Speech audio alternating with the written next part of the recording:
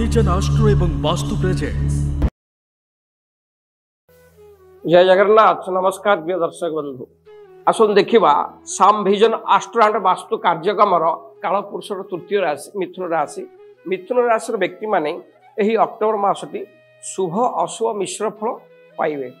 ये मासटी कर्म क्षेत्र में अति शुभ फल प्रदान करिवो। कर्ममय जीवन आनंद उल्लास कटिवो।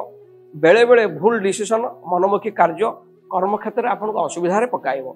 अति ओभर कॉन्फिडेंस न होवा आपण ये मासटी बहुत भल। वरिष्ठ अधिकारी कथा को मानी कार्य कले आपण अति शुभ फल कर्म क्षेत्र में पाइबे।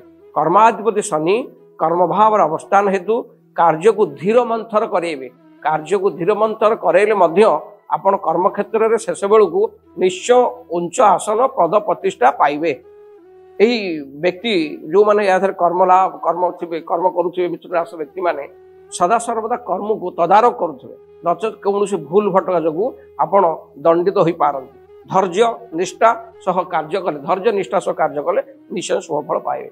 मासर आरंभ 27 अक्टोबर पर्यंत मंगल पंचम भाव रही एकादश स्थान को दृष्टि दबारु धनर कारक बृहस्पति को स्थिति अनुकूल थिबारु ए मासटी आर्थिक क्षेत्र बहुत भल फल देव। बेपार वाणिज्य आप पूर्ण सफलता लाभ करेंगे, पूर्ण लाभवान हेबे। आशा अधिक लाभ निश्चय हम।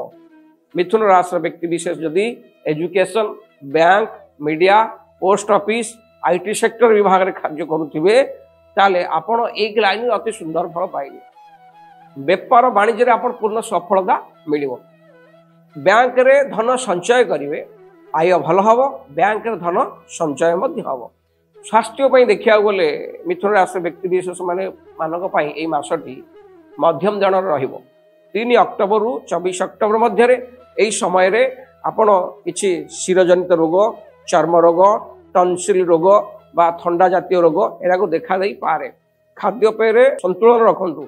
अखाद्य भोजन करंतु नाही, जहाद्वारा अखाद्य खाइबा द्वारा आपण शरीर आहरी रोगाग्रस्त हो पारे। 24 तारिख पर बृहस्पति रविंकर स्थिति बा गोचर भल थिबारु आपण स्वास्थ्य आस्ते आस्ते सुधार आसिबो।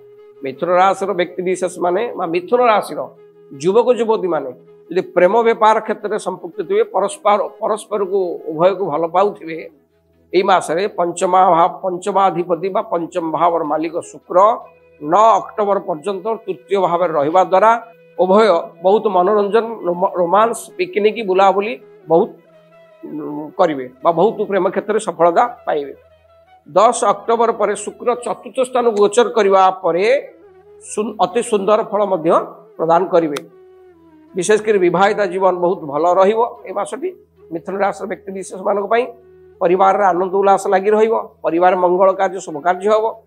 प्रायतः शुक्रंकर ये गोचर जो युवक युवती माने प्रेम व्यापार थे शुभ फल पाइबे और विवाहिता दंपति पारिवारिक सुख अति उत्तम भोगिबे। तेणु असुविधा किसी नहीं। तथापि मिथुन राशि व्यक्ति विशेष माने ए मासरे आउरी शुभ फल पाइबापी हेले प्रतिकार स्वरूप प्रतिदिन निम्ब गछ मूल जल दिंतु। असहाय व्यक्ति की साहाय्य करंतु।